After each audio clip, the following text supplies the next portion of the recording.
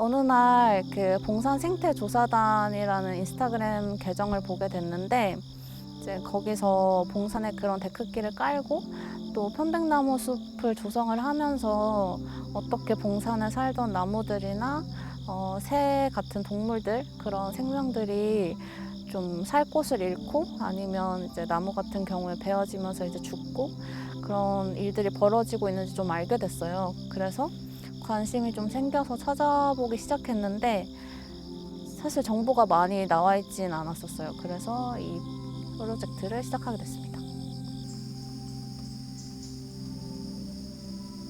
나무들이 베어진 흔적 아니면 뭔가 새들이 끈끈이 트랩 같은 데 붙었다 간 흔적 이런 것들을 보면서 제가 느끼는 감정들 그 당시에 느꼈던 어떤 괴로움, 고통 이런 것들을 좀 적어 놓으면서 이런 감정을 기록해 놓는 것이 저는 의미가 있다는 생각이 들었고 그것은 저를 위해서이기도 하지만 이 기록을 나중에 볼 사람들이 이것을 읽었을 때 그건 분명히 뭔가 나무 몇 그루가 사라졌다 이런 단편적인 정보를 읽을 때와는 다른 느낌을 받을 수 있을 거라는 생각이 들거든요. 그 나무 하나하나에 더 사람들이 공감할 수 있을 거라는 생각이 있고 그런 사적인 말하기를 통해서 갖는 힘이 분명히 있다고 생각하는데 저는 이거는 이전부터 활동해왔던 뭔가 페미니즘적인 가치, 배움에서 제가 계속해서 배웠던 내용들이고 그거를 실천하는 저의 하나의 방법인 것 같아요.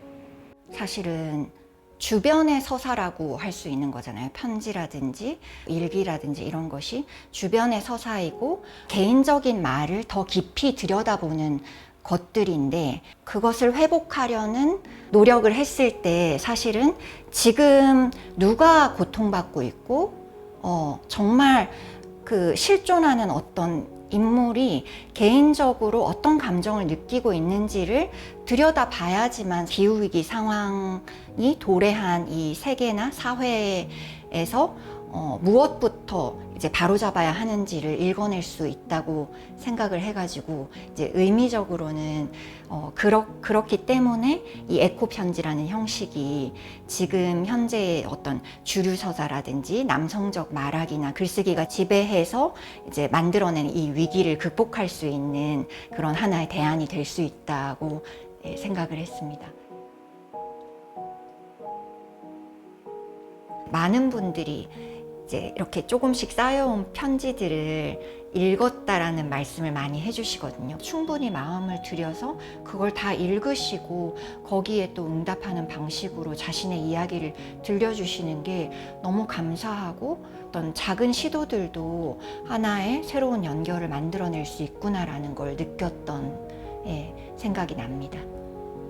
뭔가 편지로서 조금, 그러니까 글씨로서 이렇게 연결되고 이 닿는 감각으로서 연결되었던 분들이 조금 더 나아간 연결을 하고 싶어 하는 그런 마음을 갖게 됐다는 것만으로도 뭔가 이제 아무런 상관이 없는 삶을 살아온 사람들인데 그 삶들을 궁금해하는 마음을 갖게 됐다는 것 자체가 굉장히 희망적인 게 아닌가라는 생각이 들었거든요.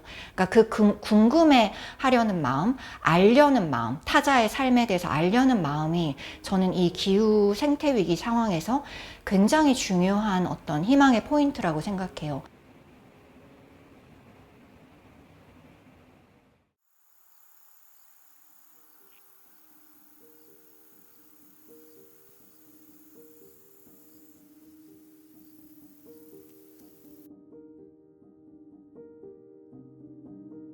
제가 농사를 오래 짓진 않았지만 매번 새로운 방식으로 기후의 변화를 느끼게 되고 그러면서 조금 이 기후위기가 심화돼서 인간이 멸종하는 시기가 되면 난 어떻게 살 수 있을까 이런 고민하게 됐는데 그때 조금 결국에는 내 옆에 사람들을 돌보고 돌봄 받는 것과 또 농사로 내 먹거리를 자급하는 것이 필요하겠다 이런 생각이 들어서 그래서 친구들을 농촌과 연결하고 싶고 나도 농촌에서 관계들을 좀 더 잘 맺어보고 싶다는 마음으로 사업을 진행하게 됐던 것 같아요. 친구들과는 이제 자급 주제로 뭐 바느질 모임, 뭐 비건 김장 같은 것도 하고 저희가 그 자연농에서 생산한 쌀로 막걸리 만드는 막걸리 잔치까지 그렇게 진행을 했었습니다. 뭔가 기후위기 생각할 때는 어쨌든 우리가 한 번도 살아보지 못한 날씨, 쉽지 않은 시기를 보내게 될 걸 상상하게 되는데 그때 내가 어떻게 생존할 수 있을까 이런 고민들을 할 때 결국에 혼자 할 수 있는 일이 없고 나도 누군가를 돕겠지만 또 누군가의 도움을 받아야만 살 수 있겠다는 생각을 계속 하게 되는 것 같아요. 농사도 내 혼자 짓는 게 아니고 풀이나 생물들의 도움이 있어야 지을 수 있는 거고 이런 그런 자급에 대한 생각이 좀 넓어진 것이 실제로 농촌에 와서 느낀 점이고 또 그거 서로 도움받는 친구들을 사귀는 것 내가 다 해결할 수 없는 부분들을 서로 주고받으면서 나눠 먹으면서 사는 게 자급인 것 같다는 생각으로 조금 변화한 것 같아요.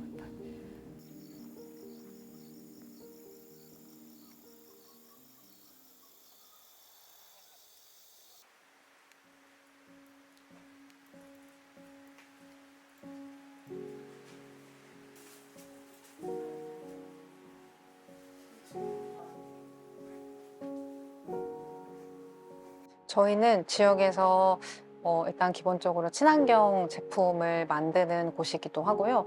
그런 제품을 일상에서 좀 더 편하게 좀 더 자유롭게 사용하실 수 있도록 다양한 캠페인을 좀 같이 하면서 지역에서 그런 것들 좀 많이 알리고 있고 저희가 만드는 물건들 중에서 면생리대도 있거든요. 그래서 그런 다회용 생리대를 알리고자 건강한 의견 문화를 위한 의견 교육도 저희가 진행을 하고 있고요. 그리고 이제 면생리대를 다회용으로 사용하는 것처럼 그러니까 일상에서도 다회용품들로 사용할 수 있는 되게 많은 것들이 있잖아요.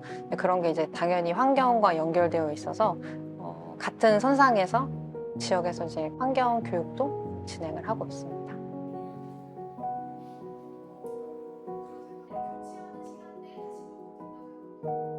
저희도 사실 에코페미니즘이라는 어떤 개념에 대해서 활동을 하면서도 이게 이렇게 인원 방향이 맞나? 내가 이렇게 지금 가는 것들이 맞나? 이런 것들을 이제 하면서 느낄 때가 있는데 오히려 그런 고민들을 좀 하게끔 해주면서 그러다 보니까 저희가 여성이라든지 생태라든지 환경이라든지 이런 것들이 사실상 어떤 하나의 페미니즘이 아니라 같이 움직여지는, 같이 연결되어 있다는 거를 좀 느낄 수 있었던 것 같아요. 에코페미니즘이라는 이름으로 약간 우리가 지금 덕분에 이렇게 구슬 깨기를 이렇게 한 것 같아요. 그래서 맞아, 이 구슬도 우리 에코 페미니즘 안에 들어가 있고 이 생태주의 안에서 이 페미니즘 운동 안에서 우리가 이런 영역들을 그치 이렇게 키워가고 연결돼가고 있구나 이런 걸 좀 느껴서 세 번째의 에코 페미니즘 임팩트 지원 사업이 있다면 그런 팀들과 같이 뭔가 우리 새로운 것 해보고 싶다.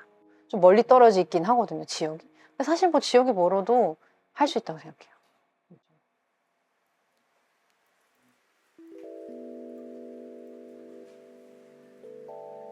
에코페미니즘 임팩트 지원 사업은 에코페미니스트가 꿈꾸는 사회 변화와 임팩트를 확대하기 위해서 매년 10개 단체의 에코페미니즘 그룹과 개인을 발굴해서 응원하는 사업입니다.